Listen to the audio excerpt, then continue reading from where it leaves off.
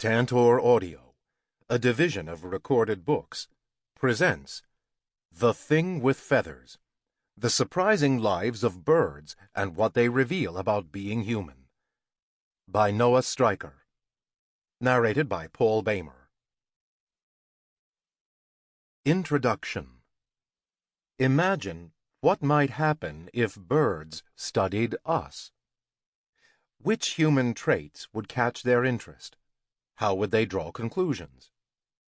Perhaps birds would begin, as most good scientists do, with the basics. They could spend a lot of time measuring the human body: weight, height, strength, pulse, brain size, lung capacity, color, growth rate, life expectancy, and so on. Academically minded birds could fill volumes with clinical, physical observations of people. Of course, they'd have to dispatch teams of field techs to collect the data. You might step out your front door one morning to find yourself entangled in an invisible net, surrounded by efficient young robins armed with rulers and scales. No doubt, they'd soon send you on your way, none the worse for wear, save the embarrassment of being caught and the loss of a few carefully plucked strands of hair. Then the robins would retreat to analyze their numbers. How much could a bird really get to know us from these physical statistics? Take brain size, the feature we humans tend to be most proud of. The bird might rightly point out that for sheer size, the human brain is nothing special. Whale and elephant brains, for instance, are much larger. Birds could go a step further and compare human brain size with body weight, but even then, humans wouldn't stand out. Our ratio of brain to body weight is about the same as that of a mouse, about a 40th, and is smaller than that of some birds, a 14th. In terms of relative size, ants may have the biggest brains of all, 7th. To explain these mediocre numbers, humans have observed that while brain size increases along with body weight, it follows a power law. In other words, brains don't increase in direct proportion to bodies. But this formula was developed by mammals, for mammals. Birds, if they were to study our brains, might not embrace this logic. They might not think that the human brain, or the human animal for that matter, was particularly interesting. To really learn about humans, curious birds would therefore have to study more than just our bodies. They would have to closely observe how we behave, and then try to figure out why we act in the ways we do. A monumental task. If birds set out to study human behavior, they'd almost certainly start with something familiar to them. They could, for instance, study our sleep habits. That team of robin field techs would camp out in a corner of your bedroom, making detailed notes about things like the color of your bed sheets and the volume of your snores. Surely birds would understand the need to rest each night. But what would they conclude about the wider human condition from these bedroom vigils, especially considering that birds don't sleep the same way we do? Most birds are very light sleepers, rarely falling into the same dead-to-the-world state so familiar to people. And a few birds have particularly strange sleep habits. Some swifts are thought to sleep on the wing, perhaps with half their brain turned off at a time. There is a type of parrot that sleeps hanging upside down, like a bat. Hummingbirds enter a state of near-death torpor after dark to conserve energy. Even the most basic behaviors, like sleep, become more complex the more they are studied, and more difficult to understand. From their research on human habits, birds might even conclude that people wish they were birds. Think of the trillions we have spent on airplanes, space shuttles, and other flying machines over the past century. What is a bird to think? Would birds argue over the differences between bird and human behavior? And whether those differences are absolute or merely a matter of degree, as Darwin once suggested? A bird might examine some of our airplanes with pity and feel superior to its human study subjects. Who could blame it? The idea of birds studying people is pure anthropomorphism, assigning human characteristics to birds just to make a point. Birds have better things to do than study humans, and it's debatable whether they even have the mental capacity to comprehend concepts like scientific inquiry. Bird watchers often joke about birds watching them, but birds probably don't nurture much interest in us beyond a basic fear of predators. Check out the chapter, Fight or Flight, What Penguins Are Afraid Of, for more about this. We play only a minor role in the bird world. And yet, the more we humans study birds and discover more about their behaviors, the more similarities we find between ourselves and our feathered friends. In almost any realm of bird behavior, reproduction, populations, movements, daily rhythms, communication, navigation, intelligence, and so on, there are deep and meaningful parallels with our own. A recent shift in scientific thinking about animal behavior encourages us to concentrate less on the uniqueness of humans and more on what the human animal shares with other animals. Traditionally, human characteristics such as dancing to music, see the chapter Beat Generation, Dancing Parrots, and Our Strange Love of Music. Recognizing one's reflection and sense of self, see Magpie in the Mirror, Reflections on Avian Self-Awareness. Creating Art, see Arts and Craftiness, The Aesthetics of Bowerbird Seduction.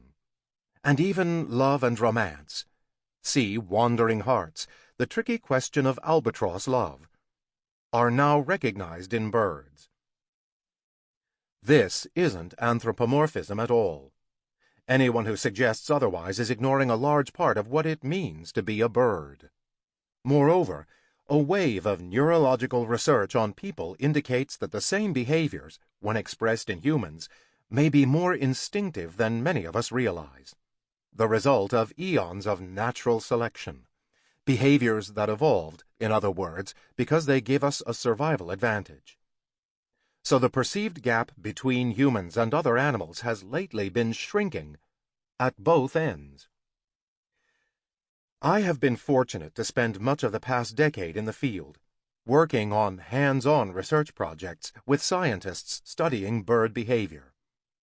These projects have allowed me to spend months at a time watching birds in some of the world's most remote places. The Ecuadorian Amazon, a penguin colony in Antarctica, the Australian outback, California's Farallon Islands, Costa Rican and Panamanian jungles, the Galapagos Islands, the Falkland Islands, remote islands in Maine, Hawaii's Big Island, and others. I've observed nearly 2,500 species of birds with the ever-growing realization that they are not our subjects, but rather lively, unpredictable individuals loaded with personality and spirit. It takes time to get to know birds, as it takes time to get to know anyone. Some bird behaviors don't apply to humans, and those are especially fascinating and exotic. A sixth, magnetic sense. See Fly Away Home, How Pigeons Get Around. Flocks that operate as magnets.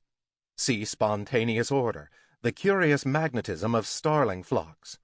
And the smelling power of turkey vultures. See The Buzzard's Nostril, sniffing out a turkey vulture's talents. It's hard to imagine having such superpowers, though birds sometimes inspire us to try.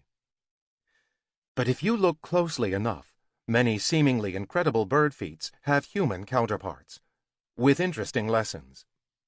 Cooperative nesting in fairy-wrens, see Fairy Helpers, when cooperation is just a game, helps illustrate why humans are usually nice to one another. The dazzling speed of hummingbirds, see Hummingbird Wars, Implications of Flight in the Fast Lane, serves as a warning about our own quickening pace of life. Snowy owls, see Snow Flurries, Owls, Invasions, and Wanderlust, confirm that not all who wander are lost. Even the domestic chicken, C, seeing red, when the pecking order breaks down, has something to teach us about the natural pecking order. This book may be about the bird world, but it's also about the human world. Birds can behave in curious, flashy, and startling ways, but they seek the same basic things we do: food, shelter, territory, safety, companionship, a legacy. Each of these chapters explores a compelling bird behavior and focuses on a bird that embodies it. Here you'll read one amazing bird story after another. Prepare to be blown away by, for example, the memory of Clark's nutcrackers. See Cache Memory, How Nutcrackers Hoard Information, which show us what the brain is capable of and might inspire us to boost our own brain power. By studying birds, we ultimately learn about ourselves. Bird behavior offers a mirror in which we can reflect on human behavior. In The Thing with Feathers, the mirror is all around, glinting from the wingtips of hundreds of billions of the 10,000 species of birds that share this planet with us. Lucky for us, birds are everywhere. All we have to do is watch. Part 1. Body. Fly away home. How pigeons get around. On a recent birding trip, when I stopped at the remote outpost of Fields in southeast Oregon to grab a burger, I almost didn't notice the pigeon in the parking lot. Fields is not much more than a store, an inn, and a stand of cottonwoods along an open-range highway in a zip code containing fewer than 80 residents. Several years ago, I watched an airplane land on the highway and taxi right up to the gas pump. The pilot had to be more careful of cows than cars. Fields doesn't get much traffic. The pigeon was quietly pecking around the pavement and scraps of tumbleweed just outside the station's screen door, looking as though it maybe wanted to come inside. As I finished the last bites of my burger, something clicked. Here, 100 miles from the nearest McDonald's, any pigeon was a rarity. "Hey, look, a pigeon!" I said. Some other travelers also noticed it and shooed the bird past the gas pump. It hardly moved until they walked right up to it. "Seems pretty tame," my dad and fellow birder said. "Wonder where it came from." "I bet we can find out," I replied. "Check out the bands on its legs. I think it's a racing pigeon." I had recently been researching homing behavior, and my head was full of odd tales of transatlantic Manx shearwaters, a wonder dog named Bobby, and a $1 million pigeon race in South Africa. Now, an actual racing pigeon had dropped out of the sky in the middle of nowhere, straight into my lunch break. A strange coincidence. I grabbed my binoculars, passed through the screen door, and began sidestepping in circles around the bird in the parking lot, angling to read its digits. If I could get the full number, I could find out who owned the bird and, possibly, how it ended up all the way out in Fields. My dad was less subtle. "Here, help me flank it," he said as he rapidly closed in. The pigeon scooted away at the last second, but stopped within a few feet and glanced back with a flirtatious look. My dad had charged again, but the wily pigeon zigzagged out of reach. I started to take off my jacket to toss over the bird, but before I could do it, my dad made a bare-handed grab on his third try. The captured bird was nonchalant. It rested comfortably in my dad's hands, while staring pigeon-eyed at us, and seemed to expect to be fed. It looked like a handsome city pigeon, with some speckled white feathers on its head, and sported a green band on one leg and a red band on the other. The green one, which held a computer chip, was blank, but the red band was clearly inscribed AU 2011, IDA 1961. "Bingo!" I said. After recording the number, we let the bird go free in the parking lot, where it went back to pecking wind-blown seeds out of cracks in the pavement. Was it lost? Or, like us, just refueling? It would be an interesting mystery to solve. We headed back inside to pay for our burgers. Birds are amazingly good at navigation, so I thought the pigeon stood a fair chance of making it home.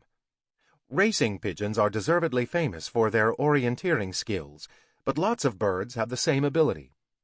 I recalled the incredible story I'd heard about an experiment with Manx shearwaters in the 1950s. Hey, did you know that a shearwater once covered 3,200 miles across the Atlantic to get home? I said as we settled the check. My dad is used to this sort of comment from me, but the waitress gave us a strange look. Just before World War II, a Welsh ornithologist, Ronald Lockley, captured 2 Manx shearwaters, a type of streamlined seabird, on Wales's Stockholm Island, and flew with them by airplane to Venice to try an experiment. On arrival, Lockley walked to the nearest Italian beach and released his 2 birds. He wondered whether he'd ever see them again. 14 days later, one of them turned up back in its burrow on Stockholm Island. Not long after, Lockley himself had returned to his home there. He was shocked. The black-and-white football-sized seabird had traveled more than 930 miles, averaging at least 65 miles per day over mountainous terrain entirely unfamiliar to its kind. Manx shearwaters of this subspecies spend nearly their entire lives at sea, dine exclusively on fish and other marine creatures, and don't normally inhabit the Mediterranean region at all. They reach land only to nest on rugged islands like Stockholm, along the fringes of the wild northern Atlantic. A water route from Venice to Stockholm would have required a circuitous 3,700-mile passage southeast around the tip of Italy, westward past Spain and through the Strait of Gibraltar, and northward past Portugal and France. But this bird had apparently taken a more direct flight. Upon release, instead of heading for the open Mediterranean, it oriented in the opposite direction and disappeared inland toward the Italian Alps, and eventually arrived home in Wales, just as though it had a map and a compass. Lockley was fascinated. He'd settled on Stockholm, a cliff-ringed haven little more than a mile in length, in the 1930s to breed and sell rabbits, but had quickly found a better living writing about the island's bird life. He'd go on to publish more than 50 books, and even won an Oscar for a documentary about gannets, another type of seabird, but is still best known for his experiments with Manx shearwaters and their incredible homing abilities. After the Venice test, he looked for an opportunity to send one even farther afield. A couple of birds packed by steamship to America did not survive the trip in good enough health to return, but when the American clarinetist Rosario Mazzeo visited Stockholm after the war ended, Lockley seized another chance. He convinced his friend to bring 2 shearwaters home on a plane, to be released in Boston. Mazzeo's own journey began with an overnight sleeper train from Wales to London. His little carton containing the pair of shearwaters, he later reported, caused no little wonder and merriment to the people in the adjoining rooms, who could not understand the origin of the mewing and cackling sounds which came from my room in the late evening. The next morning, he took a long flight to the United States, with the birds tucked under his seat, a trip that would be nearly impossible in today's security age. Only one survived. Mazzeo was met by an airline employee who escorted him in an official truck to the easternmost edge of Logan International Airport, where they carefully opened the carton and watched its remaining occupant stretch its wings, flutter into the air, and glide away toward Boston Harbor. When the shearwater reached the shore, it abruptly turned east and knifed toward the open Atlantic, where 3,200 miles of ocean separated it from home. 12 days, 12 hours and 31 minutes later, Lockley found the shearwater, number AX6587, back in its burrow on Stockholm Island. The seabird had averaged 250 miles per day over the trackless Atlantic for nearly 2 weeks straight. Mazzeo received a triumphant telegram addressed to Symphony Hall in Boston, but didn't get the full story until Lockley worked out the details. When the bird showed up at Stockholm so soon, Lockley was convinced that something had gone wrong. He figured Mazzeo had preemptively freed his shearwater in London. In fact, the friendly clarinetist had mailed a letter from Boston immediately after releasing his charge, but the bird outpaced even the postal service. Only when Mazzeo's letter arrived in Wales, a day after the shearwater, did Lockley realize the incredible trip the bird had taken from America back to its nest in Europe. The world abounds with barely believable stories about animals finding their way home from strange places. Many involve pets. In 1923, a family from Oregon lost their dog, Bobby, on a car trip to Indiana. After searching exhaustively, they returned home with heavy hearts, only to be surprised when, 6 months later, Bobby turned up on their doorstep in Oregon, recognizable by 3 scars and a missing tooth, with worn feet and a mangy coat, skinny and scrawny, having apparently walked 2,600 miles across the country in the dead of winter. Newspapers picked up the story, and Bobby the Wonder Dog rocketed to instant fame. His family received hundreds of letters, keys to cities, medals, a jewel-studded collar, and a dog-sized bungalow. More than 40,000 people visited him at the Portland Home Show. Bobby's story was later published in a book, and he subsequently played himself in a silent film, The Call of the West. When he died, the mayor of Portland gave his eulogy. Rin Tin Tin laid a wreath on his grave, and his hometown of Silverton initiated an annual pet parade that continues more than 80 years later. And then there's the case of Ninja, an 8-year-old tiger cat whose family moved from Utah to Washington in 1996.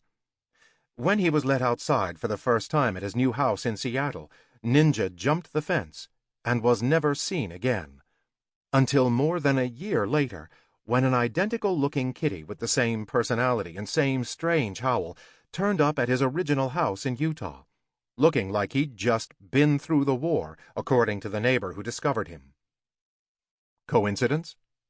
Or did Ninja walk 850 miles back to his old home? The story was credible enough to be featured on an episode of the TV show Nature, along with Sooty, a cat who came back, not quite the very next day, after his family moved more than 100 miles in England. Some wild animals seem to have the same instincts. In the 1970s, the National Park Service relocated hundreds of misbehaving black bears in Yosemite, but no matter how far away they carried the sedated bears by helicopter, the animals kept stubbornly reappearing in their old haunts, causing park rangers to give up on relocation and institute a scare tactic conditioning program instead.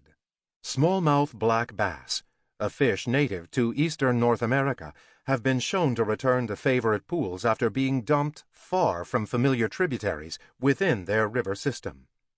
Even snails can find their way home. The typical English garden variety must be relocated more than 300 feet away, or it will crawl right back to eat more of your lettuce. But birds, with their ability to fly long distances and navigate along the way, are exceptional at returning home from unfamiliar places. Lockley's Manx shearwaters are just one example. Even small songbirds can do it. When a group of researchers captured some white-crowned sparrows in Southern California and transported them to Louisiana, many returned to the exact same wintering location in California the following year. The researchers flew some sparrows from California to Maryland, and those came back too. Not to be outdone, the scientists transported yet another group of sparrows to Seoul, Korea, more than 5,600 miles across the Pacific Ocean from Southern California, where no white-crowned sparrow had ever been recorded. That group never made it home. Either the birds fell in love with kimchi, or more likely, some physiological limit had finally been reached.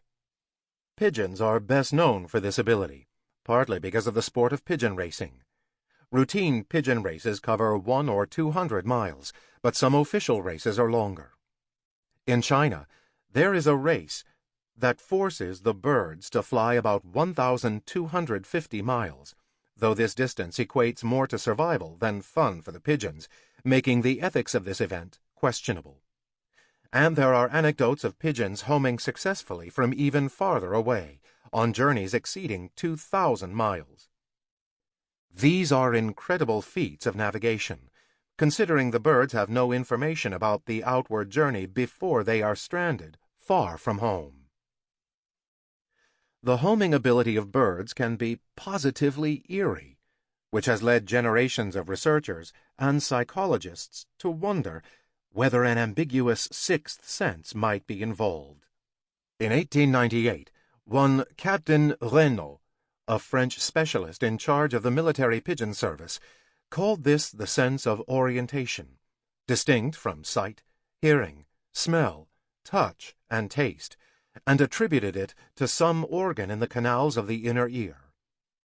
More recently, the controversial biologist Rupert Sheldrake, known for his compelling investigations of telepathy, crystals, and Chinese medicine, has suggested the existence of a sense of direction as yet unrecognized by institutional science in birds and other animals. Sheldrake operates on the fringes of science and belief. The journal Nature called his first publication a book for burning. But the best-selling author attributes his distrust of hard-nosed science to years of keeping homing pigeons as a boy. When he bicycled far from his house to release his pigeons, they'd always beat him home, and scientists couldn't explain how. Years later, Sheldrake continues to ask questions inspired by those birds, and scientists are still working on the answers. It's easy to see why Renaud, Sheldrake, and others became so mystified by the navigational ability of birds. Their sense of direction sometimes seems like magic. But we actually know a lot about how birds navigate. Over the past few decades, researchers have demonstrated that birds can orient themselves based on visual landmarks, the sun, and stars, and even by sense of smell, just like we can. Increasingly sophisticated research now shows that birds are also able to find their way using methods unimaginable to humans, such as magnetic fields, polarized light, echolocation, and infrasound. You can blindfold a bird, cover its nostrils, cover its ears, transport it far from home in a magnetized cage, and, more often than not, it will still manage to find its way home. With so many techniques at their disposal, the question becomes not how birds find their way, but how they ever manage to become lost. A rare occurrence. Yes, we can learn a lot from pesky pigeons. Pigeons were first domesticated at least 5,000 years ago, even before chickens, probably near Mesopotamia. Egyptians were apparently training carrier pigeons by 1000 BC, and some of the world's most influential leaders, including Genghis Khan and Julius Caesar, used them for long-distance communication. For a while, homing pigeons were most notable for their use in military operations. When Napoleon was defeated at Waterloo in 1815, a swift-flying carrier pigeon delivered the message from present-day Belgium across the English Channel to Count Rothschild, of the Rothschild banking dynasty, who was apparently the first person in England to hear the news. The quick-thinking Count made several critical financial decisions and amassed a considerable fortune based on his advanced knowledge of the outcome of Napoleon's last campaign. During the 4-month siege of Paris in the Franco-Prussian War in 1871, the French military used hot air balloons to transport carrier pigeons over enemy lines. fitting the birds with microfilm that could accommodate hundreds of notes. Sample complete. Ready to continue?